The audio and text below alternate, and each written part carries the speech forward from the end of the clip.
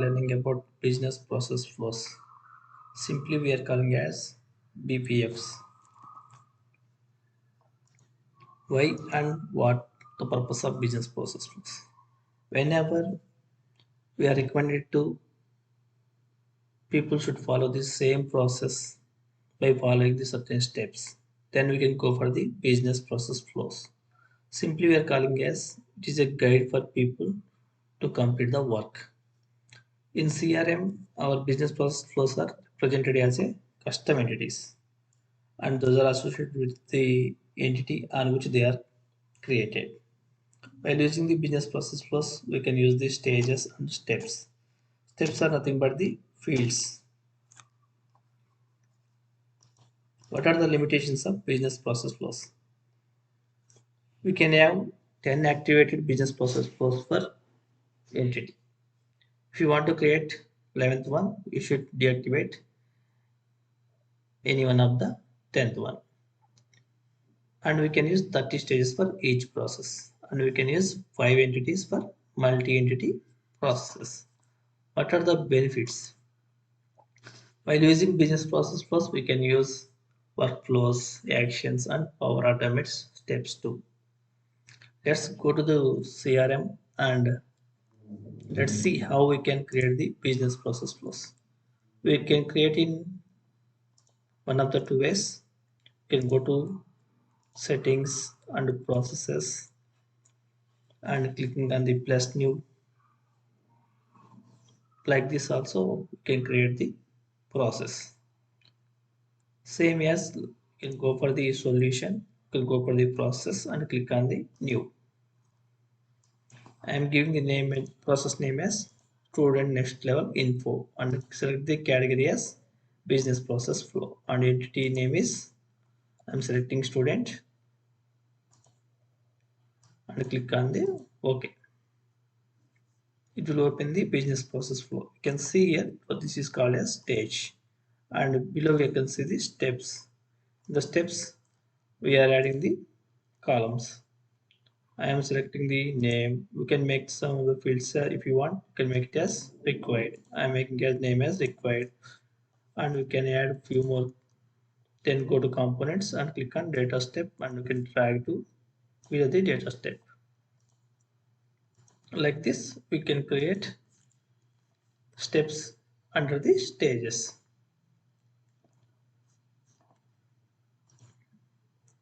How many steps you want you can add, but there is a limitation.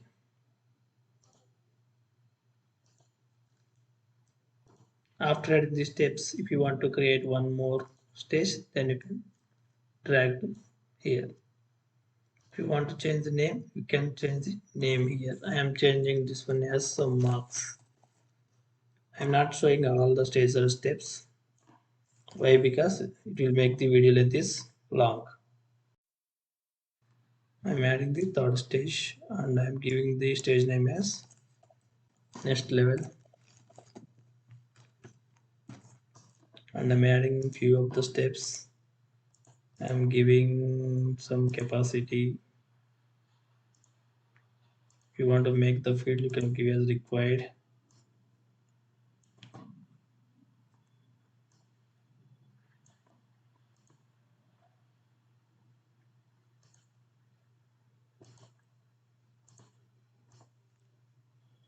I'm adding 3 steps here.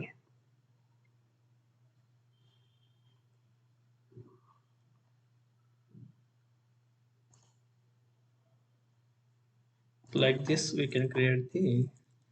After adding these steps, don't forget to click on apply. Otherwise, those are not added to stage.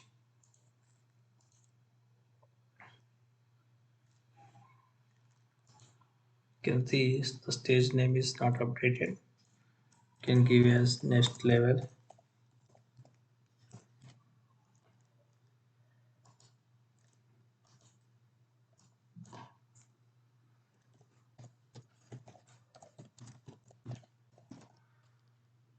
Like this, we can update the stage name too.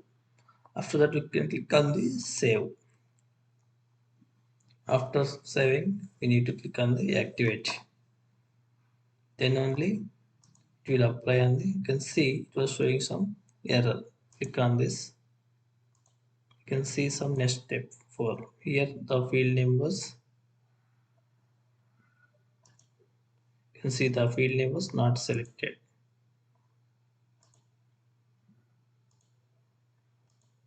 Like this, whenever something is missing, it will show as an error.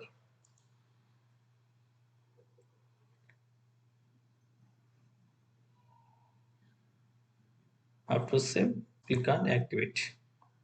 Without activate, the process not applied on the entity. After successful completion of activation, it will show status as active. Let's go to the CRM. You can see here I have one record under students. This was created before the BPF. While opening this, we cannot see any process under header session. Now after BPF is created, if we are creating the new record, the business process flow will be visible on the header part. Now the process activated, you can see status is activate. Now refresh the URL. Now I am clicking on the new record. Now you can see the business process flow is showing on the header part. Now I am giving some name as Naresh, and age you can give as some 20, and give subsender as male, and some classes some I'm giving as 10th, 9th, and we click on the next stage.